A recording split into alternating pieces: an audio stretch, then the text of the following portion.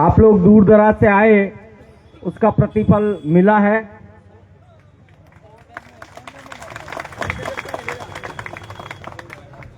और इसी तरीके से संघर्ष करते रहोगे तो और भी बहुत कुछ मिलेगा। सबसे पहले जो हमारी मांग थी वो थी हमारे इंटर डिस्कॉम पॉलिसी की। इसके ऊपर ऊर्जा विभाग की तरफ से एक पत्र जारी हुआ था कि भाई जब निगम बने थे तब वन टाइम शिथिलन दे करके कर्मचारी से ऑप्शन लिए गए थे कि भाई आप कौन से डिस्कॉम में रहना चाहते हो। तो जिन कर्मचारियों ने जिस डिस्कॉम में रहने के लिए दिया था लिख करके, उसको उसी डिस्कॉम में अपॉइंटमेंट किया था।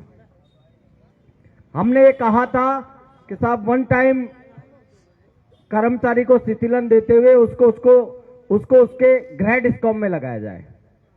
इसके ऊपर माननीय एमडी साहब ने ड्राफ्ट तैयार करवाया है। उसमें 5 पॉइंट उन्होंने दिए हैं हमको। 5 पॉइंट दिए हैं। उसमें पहला ये दिया है कि भाई जो कर्मचारी विद्युत की दुर्घटना में या फिर सड़क दुर्घटना में जो दुर्घटनाग्रस्त हो चुका है उसको उसके होम डिस्ट्रिक्ट में लगाया जाएगा।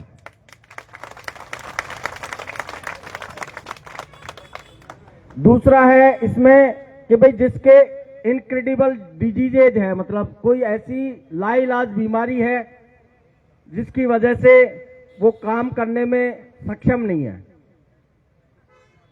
ऐसे कर्मचारियों को भी उसके होम डिस्ट्रिक्ट में लगाया जाएगा। मतलब जो इस तरीके की बीमारियों से, जैसे बीपी हो गई, अटैक की समस्या हो गई, किसी के कैंसर हो गया, तो इस प्रकार की जो बड़ी बीमारियां हैं उन बीमारियों से पीड़ित कर्मचारियों को भी उसके गृह डिस्ट्रिक्ट में लगाया जाएगा। दूसरा है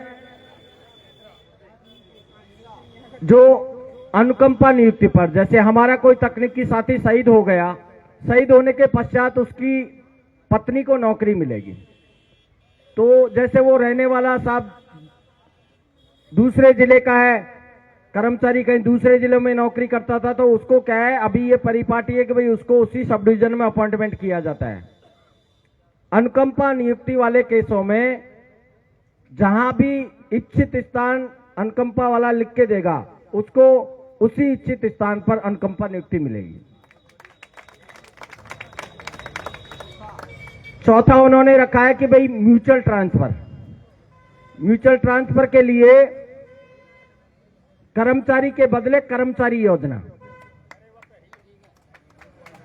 भाई मान लो कोई दूसरे डिस्कॉम का कर्मचारी है, जोधपुर डिस्कॉम का कर्मचारी वहां जयपुर में सेवाएं दे रहा है, जयपुर डिस्कॉम का कर्मचारी जोधपुर डिस्कॉम में सेवाएं दे रहा है, कि दोनों कर्मचारी अपनी अपनी तरफ से राइटिंग में देंगे, उसके बाद में उनका म्यूचुअल ट्रांसफर हो सकेगा। तीसरा 5वां पॉइंट इसमें यह भी है कि भाई जैसे राजस्थान पुलिस में 7 साल के बाद में डिस्ट्रिक्ट वाइज भर्ती होती है राजस्थान पुलिस में, तो 7 साल तक उसको जिस डिस्ट्रिक्ट में वो अपॉइंटमेंट हुआ है उसको वहीं पे सेवाएं देनी होती है। 7 साल के बाद में वो अपने होम डिस्ट्रिक्ट में जा सकता है। तो ये भी हमारा साथ में प्रपोजल जाएगा कि भाई जैसे राजस्थान पुलिस में 7 साल के बाद में गृह जिले में लगाया जाता है, उसी प्रकार से विद्युत विभाग में भी ये नीति बने। तो एक टाइम बाउंड पॉलिसी के लिए भी ये राजस्थान सरकार को रिकमेंड करेंगे। तो ये 5 पॉइंट इंटर डिस्कॉम ट्रांसफर नीति के ऊपर अपने जोधपुर डिस्कॉम से प्रपोजल एनर्जी डिपार्टमेंट को भेजा जाएगा। ठीक है साथियों, तो लगाओ जयकारा। आरवट का जिंदाबाद।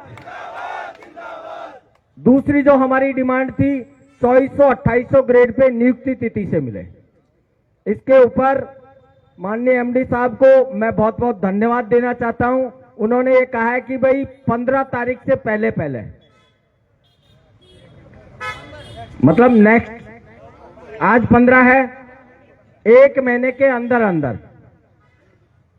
बोर्ड ऑफ डायरेक्टरेट की मीटिंग करके और इसको पॉजिटिवली, जैसा अपन चाह रहे हैं, जैसा जयपुर डिस्कॉम में हो रहा है, उस प्रकार से यहां से भी जोधपुर से भी पारित कर दिया जाएगा। तीसरी जो अपनी मांग है हार्ड ड्यूटी अलाउंस की, हार्ड ड्यूटी अलाउंस के ऊपर इसमें देने हार्ड ड्यूटी अलाउंस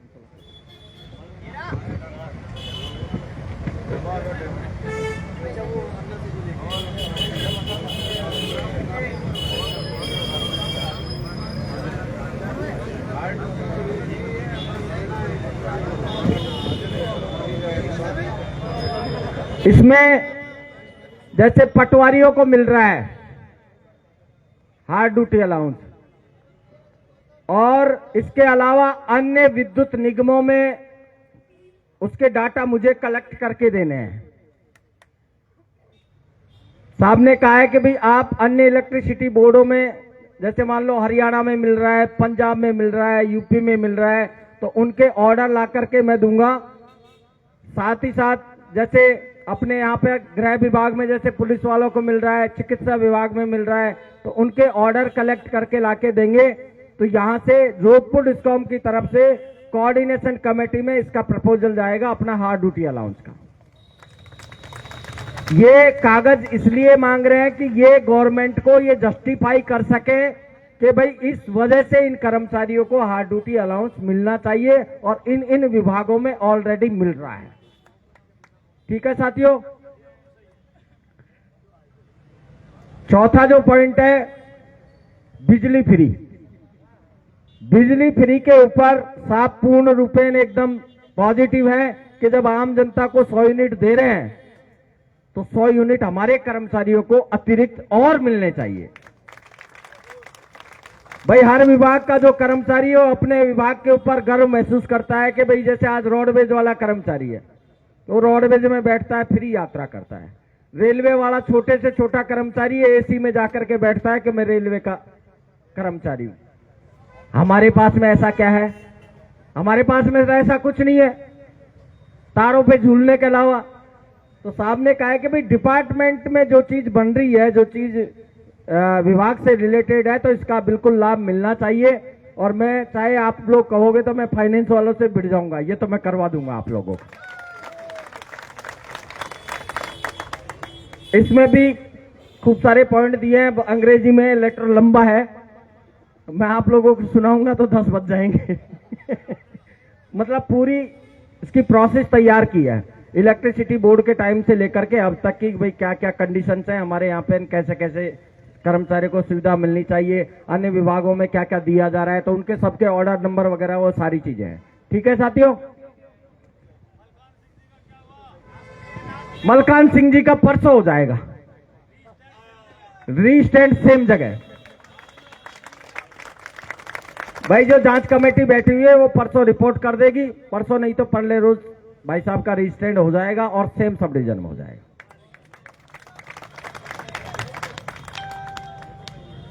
एक है अपने हार्ड ड्यूटी अलाउंस का। हार्ड ड्यूटी अलाउंस के ऊपर मेरे को ले जाके देने कागज।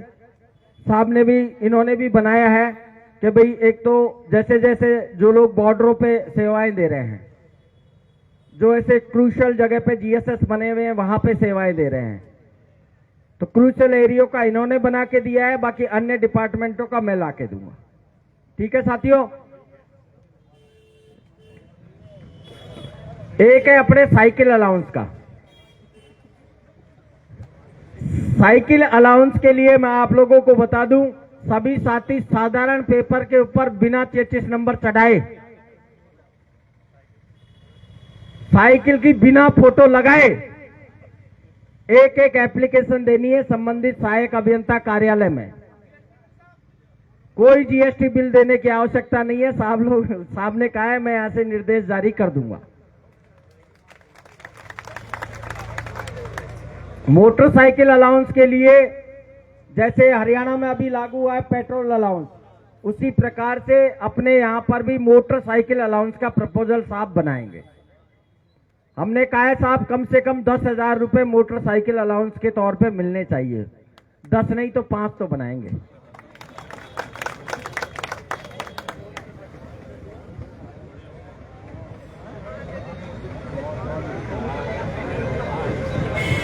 ये जो मोटरसाइकिल अलाउंस मिलेगा ये सिर्फ टेक्निकल एम्प्लॉयज को दे होगा, ये भी चीज इसमें लिखी है।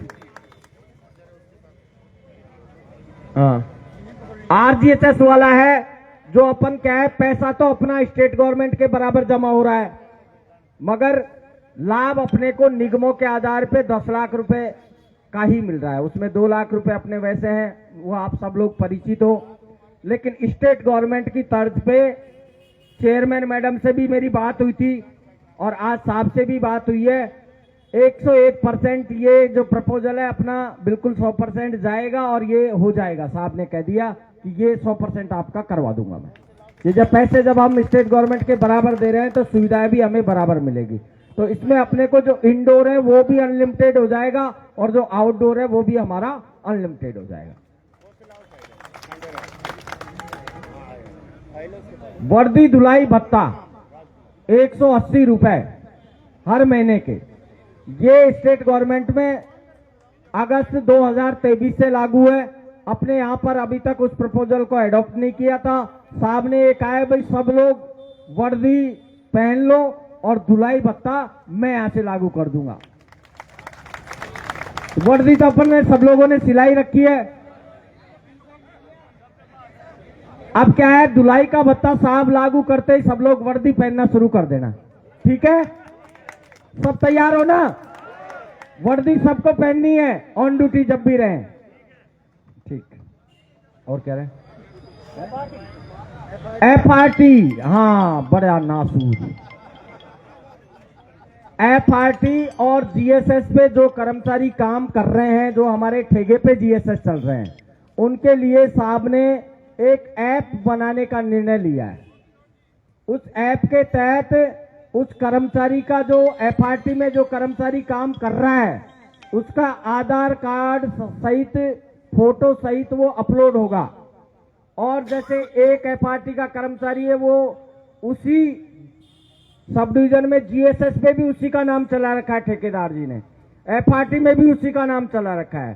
तो इस चीज को पकड़ने के लिए प्रत्येक FRT टीम का data with Aadhaar card upload होगा। साहब एक ऐप बना रहे हैं जिसमें, और प्रत्येक सब डिवीजन के बाहर, सब डिवीजन के सूचना पट्ट के ऊपर FRT कर्मचारियों का नाम, बाप का नाम, मोबाइल नंबर और गांव सहित डाटा अपलोड किया जाएगा।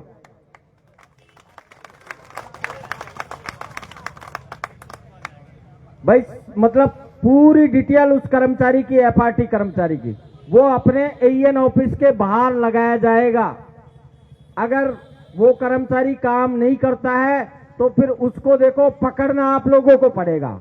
यहां से साहब तो निर्देश जारी कर देंगे, डाटा कलेक्ट कर लेंगे, लेकिन अगर ठेकेदार ने फर्जी डाटा दिए हैं तो उसकी सूचना कौन देगा? उसकी सूचना अपन लोगों को देनी है।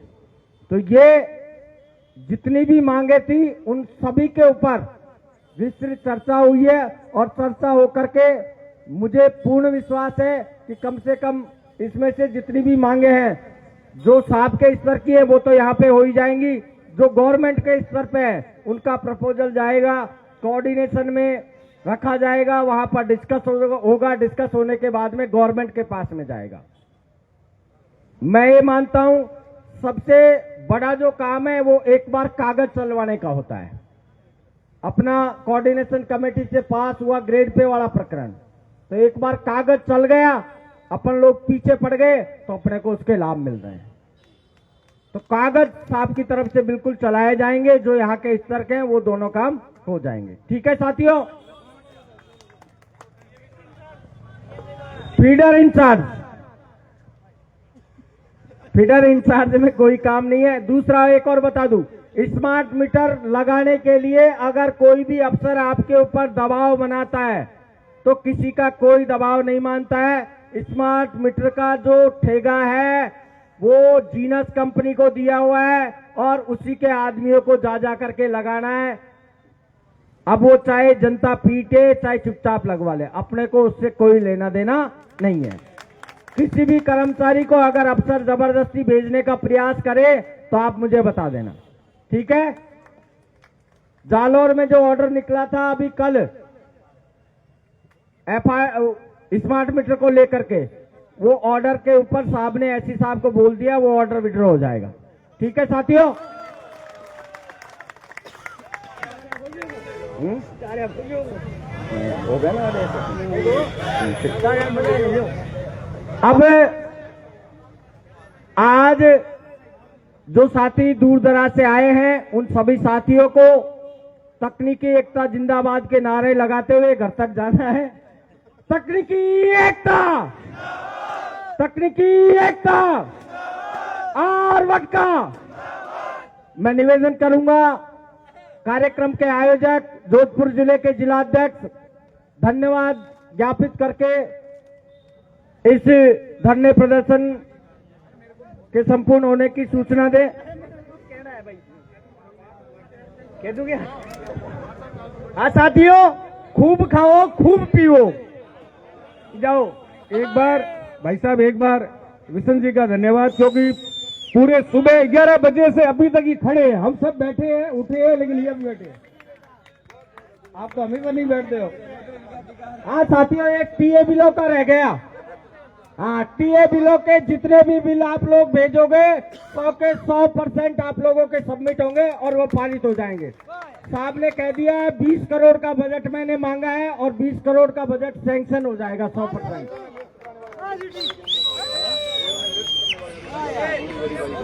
दोबारा भेज देना। दिवाली वो टाइम का भैया देखो, जो जो बना करके भेज देंगे वो पास हो जाएंगे। बजट की वजह से एक भी काम नहीं रुकेगा। ठीक है। अब धन्यवाद ज्ञापित करने के लिए मैं जिलाध्यक्ष विशन जी से निवेदन करूंगा, धन्यवाद ज्ञापित करें। बहुत बहुत धन्यवाद भाई साहब। मैं दूर दराज से पधारे हुए प्रदेश से सभी कर्मचारी पदाधिकारी जिन्होंने आज पूरे दिन यहाँ तपस्या की और जोधपुर की धरती पर आए, उसके लिए मैं आप सबका बहुत बहुत धन्यवाद ज्ञापित करता हूँ।